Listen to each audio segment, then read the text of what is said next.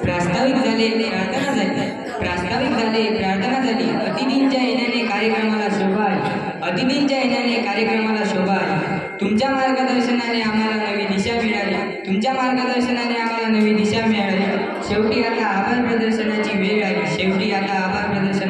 आली सूर शब्दांच्या ओढी आले की शब्दसुरांच्या ओढी कुठून जुळल्या पुन्हा न कळल्या अशा या रेशमी गाठी ऋणानुबंध ठाऊक नव्हते एकमेकांना शोधित होते नाते कसे जुनेच होते आगमन झाले शुभयोगाचे नाते जुळायला निमित्त होते कार्यक्रमाचे होते हे बंद रेशमाचे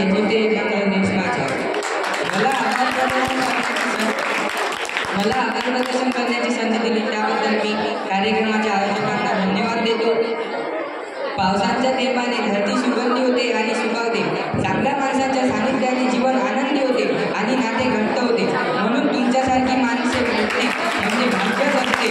तुमचे प्रेम आपुलकी जिव्हाळा असाच राहू हीच इच्छा असल्याने तुमचे आभार मानणे क्रमप्राप्त ठरते। पूर्णविराम म्हणजे शेवट नाही कारण आपण त्यानंतर नवीन वाक्य लिहू शकतो।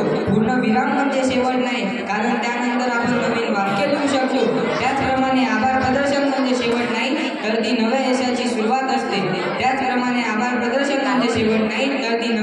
सुरुवात असते।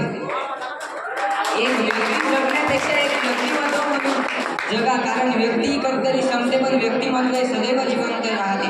असेच उत्तम व्यक्तिमत्वाचे धनी आपल्या कार्यक्रमाचे अध्यक्ष म्हणून लाभलेले आहेत श्री देशमुख सर यांनी आज आपल्या विनंतीला मान देऊन आपल्या अमूल्य वेळात वेळ देऊन कार्यक्रमाला अध्यक्षस्थान स्वीकारले व अध्यक्ष भाषणातून बहुमूल्य असे विचार व्यक्त केले त्याबद्दल मी त्यांचे मनपूर्वक आभार मानतो।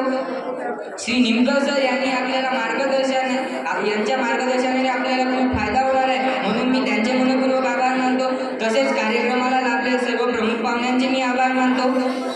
कार्यक्रमात उपस्थित सर्व विद्यार्थ्यांमुळे कार्यक्रमाची शोभा वाढली त्याबद्दल त्यांचे सुद्धा आभार मानतो। उद्धरित जो पिढी तो अन्य कामा जातो शासनालेखी शिक्षक शाळेतच शिकवितो। सर्व शिक्षक शिक्षिकेतर कर्मचारी यांनीही कार्यक्रमाच्या यशस्वीतेसाठी मेहनत घेतली त्याबद्दल त्यांचे आभार। आपल्या सगळ्यांच्या मदतीने हा कार्यक्रम यशस्वी होऊ शकला। सर्वात महत्त्वाचे ज्यांच्या उज्ज्वल भविष्यासाठी हा कार्यक्रम आयोजित केला ते तुम्ही सर्व विद्यार्थी तुम्ही हा कार्यक्रम शांतपणे ऐकला व ज्ञान आत्मसात केले त्याबद्दल तुमचे कौतुक करावे ते थोडेच आहे म्हणून तुमचे सुद्धा मी आभार मानतो।